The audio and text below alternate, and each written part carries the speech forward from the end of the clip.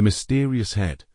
It was the dead of winter in Dreadville, when a group of traders from distant provinces found themselves lodging at a well-known inn in the outskirts of the city. The inn was an aging structure, its creaking wooden beams and dimly lit corridors adding an eerie atmosphere that the traders, worn from travel, didn't mind at first. They were more focused on resting after their long journey, gathering their strength for the bustling trade in the city's markets. The room they were given was spacious but simple, divided from an adjoining chamber by a thin partition made of wooden boards.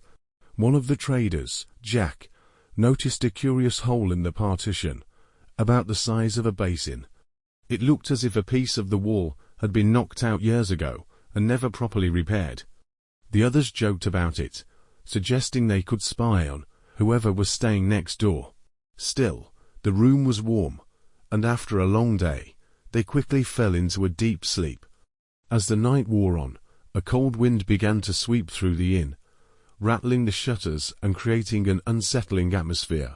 Just before midnight, Jack, who had always been a light sleeper, awoke to the faint sound of scratching from the partition. He sat up, listening closely, trying to make out what it could be. At first, he thought it might be rats, but the noise grew louder and more deliberate, as if something or someone was on the other side. Suddenly, from the hole in the wall, a head appeared. It was a girl's head, floating in the air with no body attached. Her features were delicate, her hair neatly styled, and her skin pale as porcelain. Her eyes were wide and lifeless, staring into the room without blinking.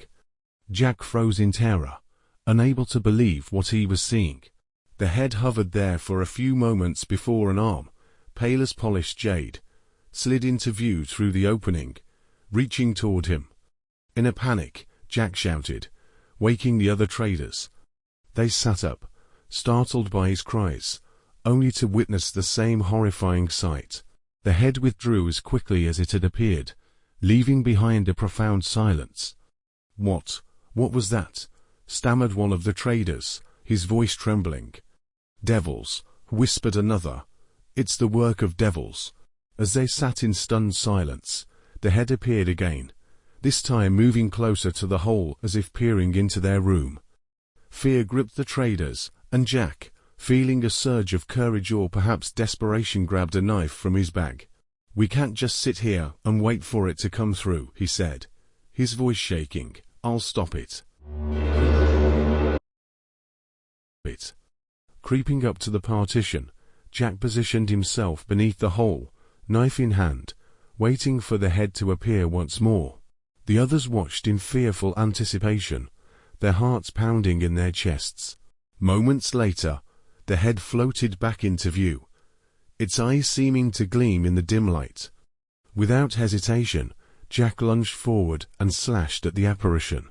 To his horror, the blade connected, and the head was severed from the neck, blood spurting from the gaping wound and splattering across the floor and walls. The traders screamed in unison as the headless body of the girl collapsed behind the partition, unseen but unmistakably real. They stumbled out of the room, drenched in terror and confusion, and rushed to find the innkeeper. The innkeeper, a man named Mr.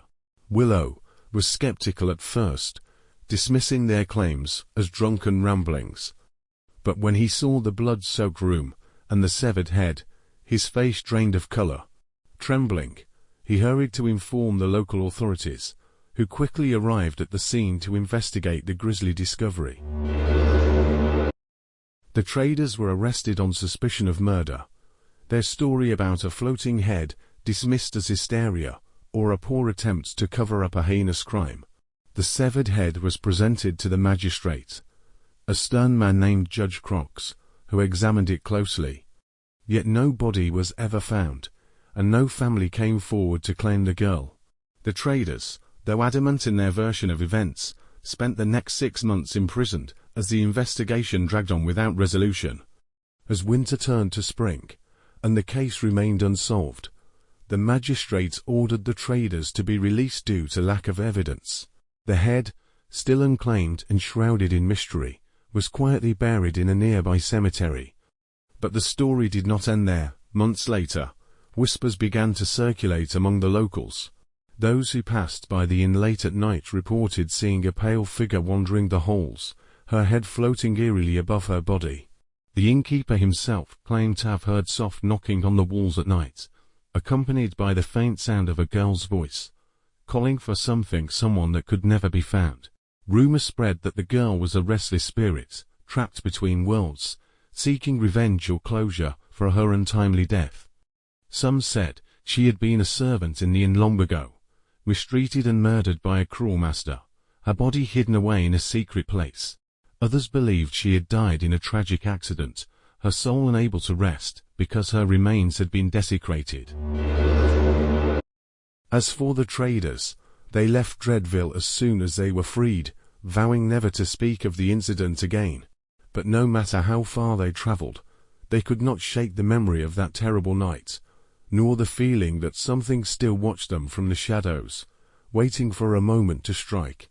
The inn, once a bustling hub for travelers, slowly fell into disrepair as its reputation grew darker. Few dared to stay there, and those who did often left before the night was over, haunted by strange noises and unexplained visions. And still, in the dead of night, when the wind howled through the empty halls, some say you can hear the soft rustling of hair and the faintest whisper of a voice calling, always calling, for the missing piece of a puzzle that would never be complete.